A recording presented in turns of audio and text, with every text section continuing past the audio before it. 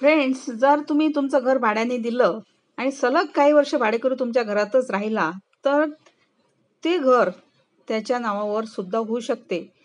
तो ताबा मिळू शकतो. तर त्याबद्दल कायदा काय म्हणतो पाहूया. प्रॉपर्टी भाड्याने देणे हे उत्पन्नाचा एक चांगला मार्ग असला तरी त्यामध्ये अनेक जोखीम असतात.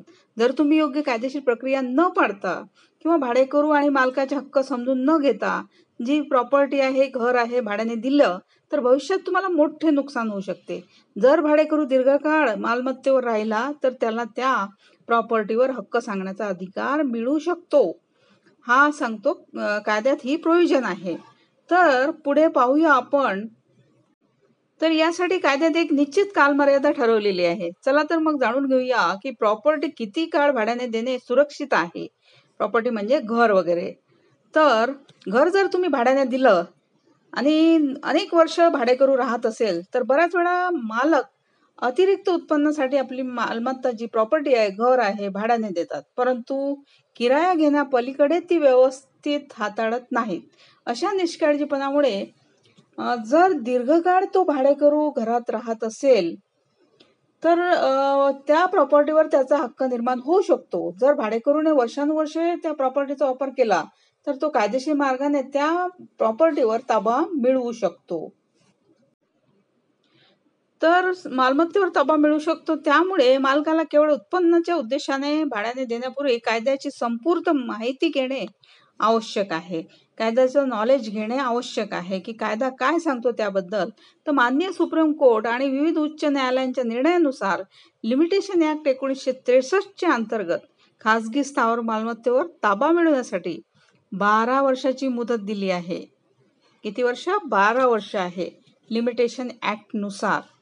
तर जर सलग 12 वर्ष जर भाडेकरू तुमच्या प्रॉपर्टीवर आहे, तर सरकारी मालमत्तेसाठी ही मुदत 30 वर्ष आहे.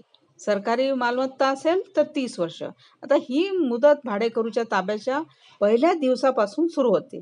जर कोणताही व्यक्ती सलग 12 वर्षे एखाद्या मालमत्तेवर सतत ताबा ठेवतो, तर कायदा त्याच्या बाजूने निर्णय देतो. यालाच ॲडव्हर्स पोझेशन असे म्हणतात. त्यालाच ॲडव्हर्स पोझेशन असे म्हणतात. तर ॲडव्हर्स पोझेशन जे असते, सामान्यतः भाडेकरूला मालकाच्या मालमत्तेवर कोणताही कायदेशीर हक्क नसतो. परंतु जर भाडेकरू दीर्घकाळ त्याच जागेवर राहत असेल, म्हणजे तुमच्या प्रॉपर्टीवर अनेक काळापासून वास्तव्य करत असेल, तर आणि मालकाने त्याला हटवण्याचा प्रयत्न केला नाही, तर ॲडव्हर्स पोझिशनच्या नियमानुसार तो त्या प्रॉपर्टीवर आपला हक्क सांगू शकतो. आता ट्रान्सफर ऑफ प्रॉपर्टी ऍक्ट नुसार टीपी ऍक्ट अंतर्गत जर एखादी व्यक्ती 12 वर्ष एखाद्या मालमत्तेवर ताबा ठेवते, तर ती व्यक्ती त्या मालमत्तेच्या म्हणजे त्या प्रॉपर्टीच्या मालकीचा दावा करू शकते. आता जर सलग 12 वर्ष ती प्रॉपर्टीवर आहे, जर भाडेकरू सलग 11 वर्षाहून अधिक काळ मालमत्तेवर राहिला, तर तो मालकीचा दावा करू शकतो. त्यामुळे मालकाने वेळोवेळी नवीन भाडे करार मीन्स रेंट ॲग्रीमेंट करणे आवश्यक आहे. दरवर्षी रेंट ॲग्रीमेंट करून घेणे भाडेकरूकडून हे मालकाचं काम आहे. तर हे कायद्यानुसार त्यांनी आवश्यक आहे करणे. तर दरवर्षी नवीन करार केल्यास भाडेकरू दीर्घकाळ राहून हक्क सांगू शकत नाही. योग्य दस्तऐवज असल्यास मालमत्तेच्या हक्कावर कुणीही दावा करू शकणार नाही. तर सलग 12 वर्ष जर त्या प्रॉपर्टीवर असेल भाडेकरू, तर तो दावा करू शकतो. मालमत्ता भाड्याने देण्यापूर्वी लेखी करार करावा. करारामध्ये भाड्याची रक्कम, भाड्याचा कालावधी आणि इतर अटी स्पष्ट नमूद कराव्यात. आणि भाडेकरू दीर्घकाळ राहत असेल तर वेळोवेळी कराराचे नूतनीकरण करावे आणि मालमत्तेशी संबंधित सर्व कागदपत्रे व्यवस्थित ठेवा. तसेच भाडेकरूने भाडे न भरल्यास कायदेशीर मार्गाने कारवाई करा. तर या लीगल प्रोव्हिजन्स नुसार जर तुम्ही तुमचं घर भाड्याने दिलं, तर तुम्हाला फायदा होईल. जर भाडेकरूने भाडे थांबवले किंवा प्रॉपर्टी सोडण्यास नकार दिला, तर मालकाने थेट कायदेशीर कारवाई करावी. भाडेकरूला आधी लीगल नोटीस पाठवावी. योग्य ॲडव्होकेटला संपर्क साधून लीगल नोटीस तयार करून त्याच्याकडे पाठवून द्यायची. तरच तुम्हाला त्यामधून काहीतरी रिलीफ मिळेल. जर भाडेकरूंनी नोटीसकडे दुर्लक्ष केले तर सिव्हिल कोर्टात दावा दाखल करून भाडेकरूला हटवता येते. घर खाली न केल्यास पोलिसांना माहिती द्यावी आणि कायदेशीर मदत घ्यावी. यामध्ये तुम्हाला या लीगल प्रोव्हिजननुसार घर खाली करून घेता येते.